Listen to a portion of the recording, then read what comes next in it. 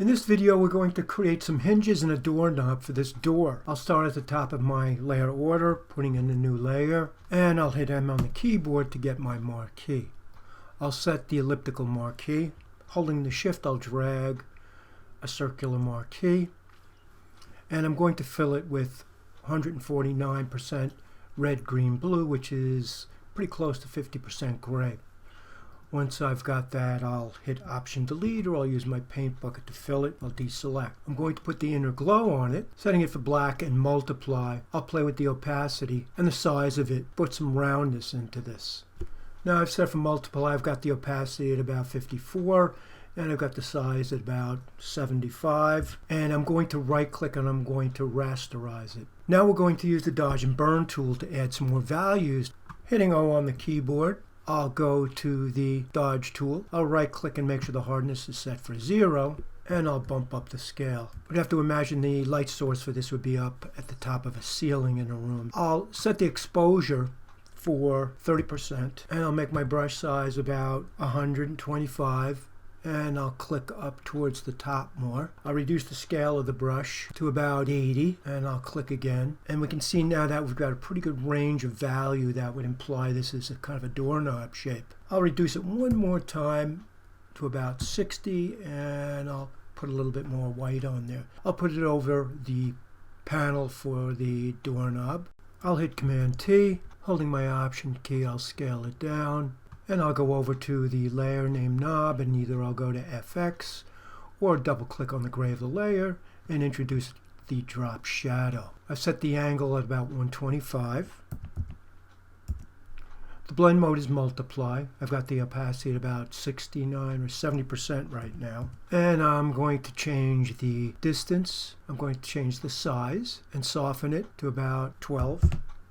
And I'll hit OK. I'm going to add one last detail. A opening in the plate where a key would go in. Adding a new layer, I'll hit M on the keyboard, and I'm going to draw a little ellipse underneath the doorknob, holding the shift and dragging, and then I'll switch to the marquee rectangle tool, and I'll hold the shift key, and I'll add a vertical rectangle to it. And I'll hit D on the keyboard and fill it with my paint bucket, or hit Option or Alt Delete on the keyboard to create that shape. Now I'll scale it down to something appropriate. Next we'll introduce the hinges. Adding a new layer, I'll use a rectangle marquee and I'll draw a tall rectangular shape.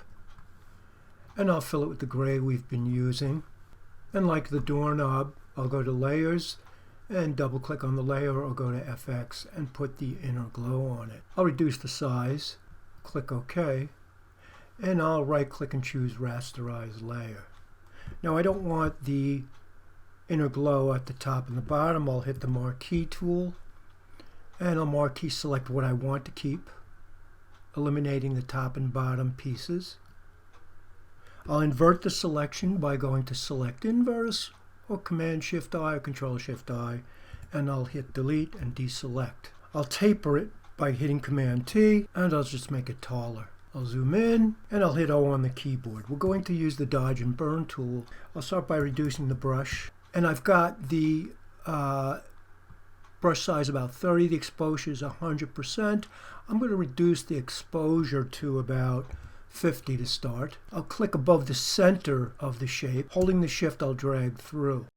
I'll reduce the size to about 15 in this case, and I'll shift and drag through again. And now I want to put some marks here to make it appear as if this were a hinge. So I'll lock the transparency, and I'll get my marquee tool. I'll make a really very thin selection, and I'll fill that with black. Option Delete. I'll hit M on the keyboard, and I'll drag that down to about the same distance from the bottom as it was from the top. Option Delete, deselect, and I'll zoom back on this so that I can put it in position where the door is. We'll have two of these. I'll start with the one up at the top, and I'll start by scaling it down to an appropriate size. Now, at this point, you'll have to use your best judgment as far as the scale of this. And I'll put it in the position against the door frame, marquee selecting. I'll hit V on the keyboard, Holding down the Option and the Shift, I can drag a copy to the bottom. And I'll deselect. Now there's one last detail we have to put on the hinges. We'll put the drop shadow on it as well. Double clicking on the layer or going to FX, I'll choose drop shadow. And because the hinges would really actually be on the inside edge of the door frame, I'll just change the location of it so that it's more directly below, maybe a little to the left. I've got the angle at about 75, and I'll click OK. And now we've got our hinges.